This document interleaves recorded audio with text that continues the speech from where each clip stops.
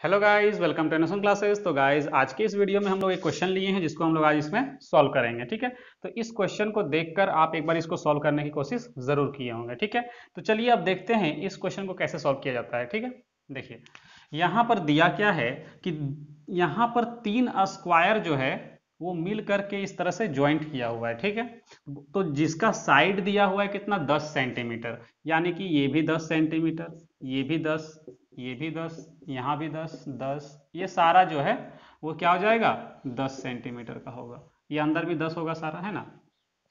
तो अब जरा सोचिए, यहाँ पर इसका डायगोनल यहाँ बना, इसका डायगोनल मतलब ये जो स्क्वायर है वो मिल करके क्या बन गया, एक रेक्टेंगल बन गया। तो यहाँ से एक डायगोनल ड्रॉ किया गया, यहाँ से एक डायगोनल ड्रॉ किया गया। ठीक है, तो पूछा क्या है कि ये जो शेडेड पार्ट आपको दिख रहा है इस ट्रायंगल का, ये एरिया आपको क्या करना है, फाइंड करना है। ठीक है, तो देखिए इसको सॉल्व कैसे करेंगे। ठीक है, तो यहां पर अगर आप ध्यान से देखते हैं सी डी ई एफ, ये एक ट्रायंगल बन रहा है बड़ा सा।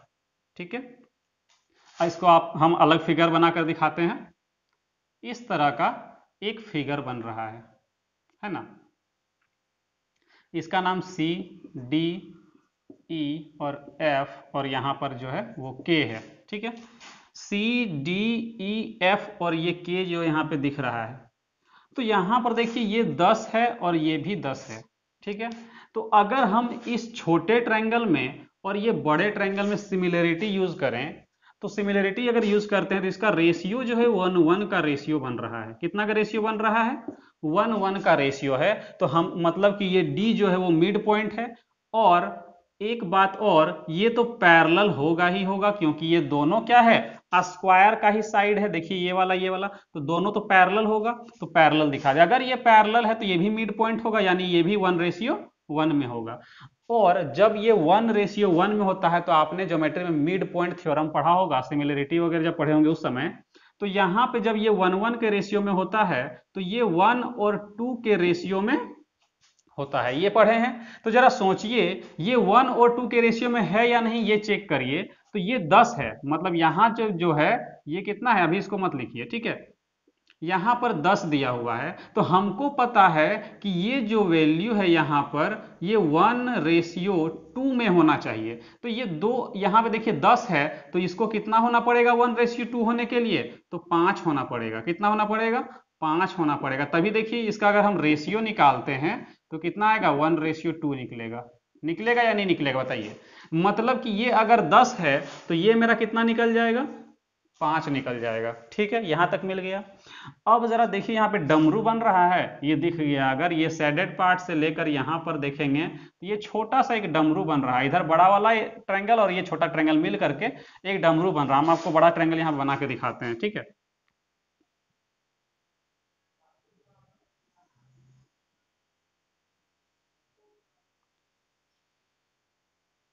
इस तरह का फिगर यहाँ पे बन रहा है। कहाँ पर, नाम दे देते हैं ए, उसके बाद सी, उसके बाद यहाँ पर के, और यहाँ पर डी, और यहाँ पर जे। तो देखिए ये डमरू बन रहा है, इधर वाला शेडेड पार्ट है और इधर वाला अनशेडेड है। अब जरा सोचिए, यहाँ पर अगर हम ध्यान से देखें तो यहाँ पर एक डिवाइड पॉइंट, यहाँ पे पॉइंट एक बी है। ठीक है, तो इससे कोई मतलब नहीं है। अब जरा सोचिए, यहाँ से 10 और ये 10 टोटल मिलके कितना बन गया, 20, और इधर कितना, 5। अगर दोनों ट्रायंगल में सिमिलरिटी यूज करते हैं तो ये 1:4 बन जाएगा। कितना बनेगा, 1 और 4। तो हमको पता है कि अगर ये ये दोनों ट्रायंगल सिमिलर होता है, जब भी डमरू बनता है दोनों ट्रायंगल सिमिलर, क्यों, क्योंकि ये और ये पैरेलल होगा। और जैसे ही पैरेलल, ये क्या है, ट्रांसवर्सल लाइन, तो ये एंगल बराबर, ये एंगल बराबर, मतलब ट्रायंगल दोनों क्या हो जाएगा, सिमिलर हो जाएगा। और जैसे ही सिमिलर होगा तो रेशियो निकालेंगे, तो रेशियो बना 1:4 का, तो इसका भी रेशियो 1:4, इसका भी 1:4, इसका भी 1:4 हो जाएगा सारा। तो इसका हाइट का जो रेशियो बनेगा, अगर मान लेते हैं यहां से हम हाइट ड्रॉ कर लें 90 डिग्री, यहाँ 90 डिग्री, तो ये जो हाइट है ये भी क्या होना चाहिए, 1:4 में आना चाहिए। ठीक है, लेकिन एक्चुअल में अगर हम यहाँ पे ड्रॉ करके दिखाते हैं कि अगर ये हाइट हम यहाँ ड्रॉ करते हैं 90 डिग्री, तो ये भी 1:4 के रेशियो में होना चाहिए। तो जरा सोचिए, यहां से यहां तक का जो डिस्टेंस है ये 10 ही तो है। ये जो 10 है वही तो 10 यहाँ भी डिस्टेंस होगा क्योंकि ये स्क्वायर है। तो अगर ये 1:4, सॉरी 1 इधर है और ये 4 इधर है, अगर ये 1:4 बन रहा है मतलब कि ये 8 होगा और ये कितना होगा, तो 2 होगा। यहाँ पे थोड़ा सा फिगर छोटा है तो हम यहाँ पे 2 लिखे हैं, इसको याद रखिएगा। मतलब यहाँ से यहाँ का जो हाइट है वो 2, यहाँ से यहाँ का हाइट कितना हो जाएगा 8। क्यों?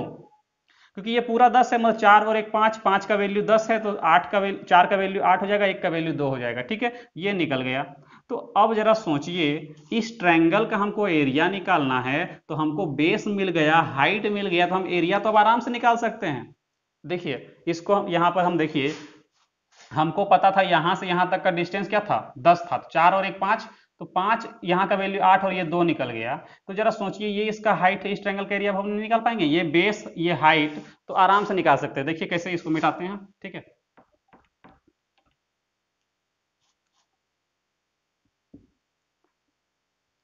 देखिए तो लिखेंगे एरिया ऑफ कितना, तो ट्रायंगल ACJ